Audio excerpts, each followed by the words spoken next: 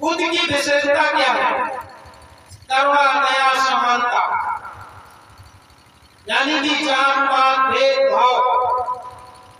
क्या आपने कभी बुद्ध को हथियार लिए देखा? बुद्ध ने कहीं हथियार लिए हैं, लेकिन हथियार न लेने के बावजूद आज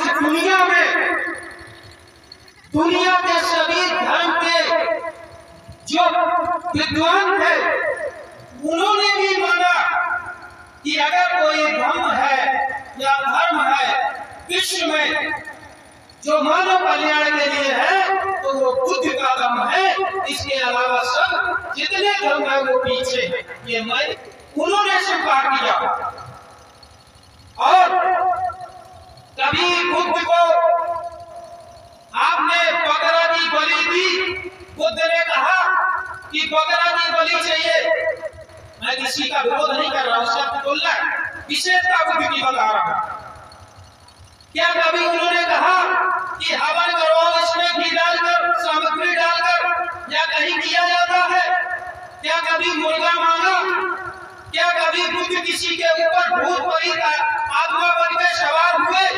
बता मैंने, क्या बुद्ध किसी के ऊपर सवार हुए? पितामह बुजुर्गों पर सवार हुए? तो कैसा धर्म, कैसा ज्ञान है? बुद्ध की शिक्षाएं है दुनिया में सर्वश्रेष्ठ शिक्षाएं है माताओं बहनों। अगर बुद्ध को आप लोग जान लोगे, बुद्ध को पढ़ लोगे, उनकी अगर 5 पंचशील शिक्षाएं भी आपने पढ़ ली तो निश्चित तौर पर आपका उद्धार हो जाएगा। और जहां आप धन के नाम से ठगे जा रहे हैं और आप लोगों का शोषण हो रहा है, उस विषय पे चर्चा करना बेकार है, क्योंकि बहुत जल्दी उतरने लग जाते हैं। जहां अंधविश्वास की भी बात कर दो वहां भी उतरने लगे जा रहे हैं। तो माताओं बहनों, ये बुद्ध की विशेषताएं हैं। और यहाँ के कमेटी के साथियों और जितने लोग बैठे हैं, ये क्रीम है। गिरते वही है जो घुड़सवारी करते हैं, वो क्या गिरेंगे भाग जो घुटनों पे चलते हैं। घर में रहकर मरोगे तो मरतक कहलाओगे, अपने इतिहास और अपने सम्मान के लिए लड़ाई लड़ोगे तो सही दिया अमर कहलाओगे, सही दिया अमर कहलाओगे। आप लोग बहुत वास्तविकता में जितने लोग यहाँ बैठे हैं आज के बुद्ध और बाबा साहब की विचारधारा को मानने वाले हैं कहीं ना कहीं। अब बुद्ध की विशेषताएं मैंने आपको बताई। आज अब 29 तारीख को, जो यही 29 तारीख आ रही है, उस तारीख को हम लोग सम्राट अशोक की जयंती पड़ रही है और मनाई जा रही है जगह जगह। अब ये जो जयंती 2327वीं जयंती है, 2327वीं जयंती अशोक सम्राट की मनाई जा रही है। 340 से पूर्व पैदा हुए थे अशोक सम्राट और विश्व विजेता कहलाए इसी भारत में पैदा हुए थे। अशोक सम्राट ने युद्ध किया उस समय विश्व का आज भी रिकॉर्ड है। जितना क्षेत्रफल अशोक सम्राट के समय से भारत का था, अभी तक किसी भी देश का अभी तक भी नहीं हो पाया, न हो पाएगा। ये इतिहास गवाया, ये अशोक सम्राट का इतिहास है। और अशोक सम्राट ने पूरे विश्व में जितना उन्होंने अपने शासन काल में चिकित्सा, तालाब और रोड बनवाए, किसी भी राजा ने पूरे विश्व में नहीं बनवाए, ये रिकॉर्ड है। और जो पूरे विश्व का एक कलिंग युद्ध हुआ था जिसमें 1 लाख लोग मारे गए और 1.5 लाख लगभग घायल हुए थे, विश्व का भी रिकॉर्ड है।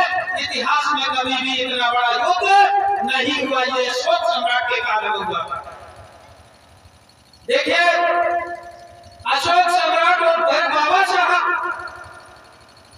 थोड़ी तुलना कर रहा हूं, उसको समझिएगा। बाबा साहब अम्बेडकर ने विश्व में रिकॉर्ड था, कोलंबिया विश्वविद्यालय से जब पढ़ के आए तो 32 डिग्री पाई। विश्व में प्रथम छात्र थे, विश्व के प्रथम छात्र थे बाबा साहब अम्बेडकर। कानून मंत्री बने, संविधान के रचयिता बने, संघर्ष किया, 4 बच्चे हुए।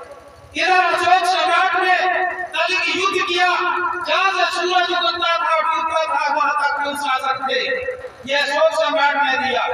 आज बाबा साहब ने संविधान दिया, जहाँ आप लोग बैठ पा रहे हैं, सम्मान से अपनी बात कह पा रहे हैं, ये बाबा साहब अम्बेडकर की देन है। दोनों महान है, दोनों महापुरुष महान है, अशोक सम्राट और इधर बाबा साहब अम्बेडकर, दोनों का विश्व में पहचान है। आप जानते हैं जब अशोक सम्राट ने कलिंग युद्ध के बाद बुद्ध धर्म को अपनाया, और जब बुद्ध धर्म को अपनाया तो छोटे छोटे जो राज भी थे वो भी दान में दे दिए थे कई राजाओं ने। बुद्ध के धर्म के लिए ताकत है। अशोक सम्राट को इस देश विश्व विजेता नहीं कहा जाता अगर शायद कलिंग के बाद यही करते रहते। जब उन्होंने बुद्ध धर्म को अपनाया तब पूरे विश्व में उनकी एक पहचान बनी और आज उनको विश्व विजेता कहा जाता है, इसलिए वो आज विश्व विजेता कहे। इसी तरीके से बाबा साहब अम्बेडकर संविधान दिया, कानून मंत्री बन गए और भारत के नए विश्व के प्रथम छात्र भी रहे, लेकिन पहचान उनकी पूरे विश्व में तब हुई है गांधी इच्छा ली थी। पूरे विश्व में 125 देशों से बाबा साहब अम्बेडकर हुए थे। ये कोई काल्पनिक चीज नहीं है, ये इतिहास की बातें हैं और हम लोगों को समझना। जब इतने बड़े विद्वान विश्व विजेता बाबा साहब अम्बेडकर जैसे विद्वान बुद्ध की शरण में जाके बुद्ध की शिक्षाओं को मान रहे हैं तो हम लोगों की औकात ही क्या है। इसलिए माताओं बहनों पिताओं बुजुर्गों, बुद्ध की सिर्फ पूजा करने से कुछ नहीं मिलेगा। बाबा साहब अम्बेडकर का अशोक सम्राट की पूजा करने से नहीं मिलेगा। इनकी आप शिक्षाएं पढ़िए, अध्ययन करिए। हमारे माननीय भाई साहब उपेंद्र साहब जी आपको बुद्ध की शिक्षाएं बाबा साहब की शिक्षाएं दे रही, इससे आपका उद्धार और विकास होगा और इस विकास को कोई रोक नहीं पाएगा। अगर आपने बुद्ध और बाबा साहब अशोक सम्राट के अगर इतिहास को पढ़ लिया, पेरियार ललन सिंह जोगवारा, फूले माता सावित्रीबाई, फूले नारायण गुरु रामा स्वामी नायकर, ऐसे तमाम बहुत सारे हर समाज के महापुरुष हुए। इनकी अगर हर समाज का इतिहास बताई जाए तो हर समाज का कोई भी 6743 जातियों के हर महापुरुष तथागत बुद्ध की शरण में गया है। अगर बताएंगे तो बहुत समय लगेगा। अच्छा, मैं यहाँ पूछना चाहता हूँ, बताओ बहनों पिता कितने हाथ उठाए ओबीसी के कितने हैं? ओबीसी जानते हैं ना? ओबीसी के लोग, ओबीसी यानी कि कुशवाहा यादव, बड़ा दुख होता है। देखिए ये कहीं ना कहीं बड़ी विडंबना है, इस चीज को समझने की जरूरत है। अगर शायद कुशवाहा बाबू चक्र प्रसाद कुशवाहा को पढ़ ले तो शायद उसके दिमाग खुल जाए। अगर मौत समाज के लोग ईवी रामास्वामी नायकर को पढ़ ले, जिन्होंने सच्ची रामायण लिखी जिसमें 300 रामायणों में उसमें भी गिनती है, तो शायद उनके दिमाग खुल जाए। अरे प्रजापति समाज के लोग बीए को पढ़ ले तो उनके दिमाग खुल जाए। ऐसे तमाम महापुरुष हुए, नाई समाज के महापुरुष हुए, हर जात के महापुरुष हुए। सब महापुरुषों को पढ़ने की जरूरत है और समझने की जरूरत है।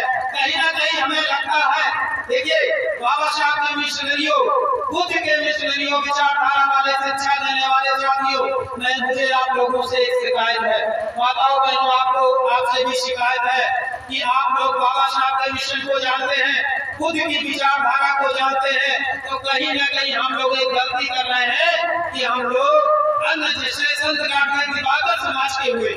दिवाकर समाज के कितने लोग बैठे हैं? एक भी नहीं, एक लोग बैठे हैं। संत घाट के दिवाकर समाज के थे।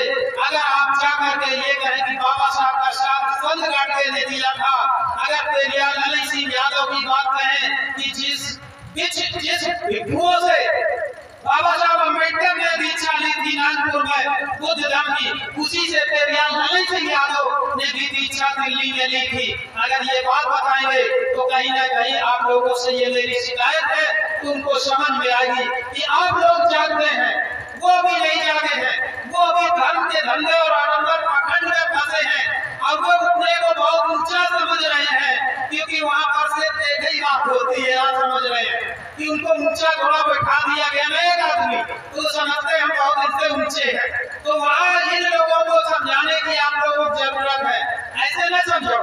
इनसे खुद की बात मत करो, इनके बाबा साहब की बात मत करो, अशोक सम्राट की बात मत करो। आप जब दिवाकर समाज में जाओ तो उनकी सिर्फ संत गाड़गे की बात करो कि वो एक कटोरा लेके दान लेते थे और उन्होंने आडंबर और पाखंड का पंडा फोड़ दिया। जब आप ये बताएंगे, बात समाज में जाओगे, रामास्वामी नायकर को बताओगे कि आज तुम्हारी सरकार तमिलनाडु में उन्हीं की बदौलत बढ़ रही है, आज भी बढ़ रही है, वहाँ तुम्हारा शासन चलता है, तो ये भी रामास्वामी नायकर के विषय बताइए।